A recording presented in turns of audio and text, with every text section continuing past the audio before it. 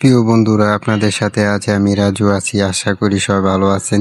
আজকে ভিডিওতে আমি আপনাদের দেখাবো কিভাবে আমি হাঁসের খাবার জন্য ভুট্টা ঢেঁকি দিয়ে প্রস্তুত করি। এই ঢেঁকির সাথে আমাদের অনেক শৈশবের স্মৃতি জড়িয়ে আছে। ছোট্টবেলায় দেখেছি আমার দাদি এই ঢেঁকি দিয়ে ধান বানতে আর আমাদের বাড়ির পুকুরের হাঁসের খাবার তৈরি করতেন। তখন ছোট্ট ছিলাম, কিন্তু সেই দৃশ্যগুলো এখনো খুব স্পষ্টভাবে মনে আছে।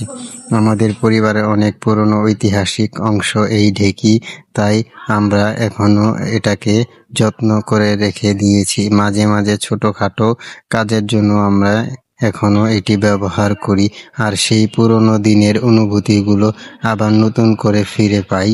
আজ আমি হাঁসের জন্য ভুট্টা ভাঙছি। প্রথমে ভুট্টাগুলোকে ঢেঁকিতে দিয়ে ভালোভাবে ভেঙে নিচ্ছি। এরপর সেগুলো ভালোভাবে ভেঙে সেগুলি আলাদা করে রাখবো, আর যেগুলি এখনো বড় দানার মতো আছে সেগুলি আবার ঢেঁকিতে দিয়ে ভেঙে নেব। এভাবে ধাপে ধাপে পুরো ভুট্টা প্রস্তুত করা হবে, যাতে হাঁসগুলো সহজে খেতে পারে। আশা করি আপনারা ভিডিও শুরুতে শেষ পর্যন্ত দেখবেন। এ ধরনের গ্রামীণ জীবনের সহজ সরল কাজ এবং ঐতিহাসিক পদ্ধতি ভিডিও যদি আপনাদের ভালো লাগে তাহলে অবশ্যই সমর্থন জানাবেন। আর আপনাদেরকে দেখাবো এই যে ভুট্টা আমার প্রস্তুত হয়ে যাওয়ার পরে আমি কিভাবে এগুলো আবার হাঁসকে খেতে দিই। তো শেষ পর্যন্ত ভিডিওটা দেখতে থাকুন। আর আপনাদেরকে ভিডিওর মাঝে কিছু কথা বলি। যদি ইউটিউবে দেখে থাকেন তাহলে আমাকে অবশ্যই সাবস্ক্রাইব করে পাশে থাকবেন, আর ফেসবুকে দেখলে অবশ্যই ফলো করবেন।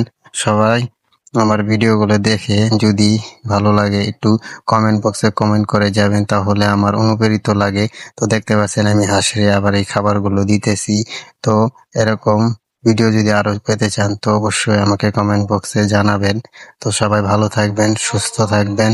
সবার জন্য দোয়া এবং শুভকামনা রইল। সবাই ভালো থাকেন। আল্লাহ হাফেজ।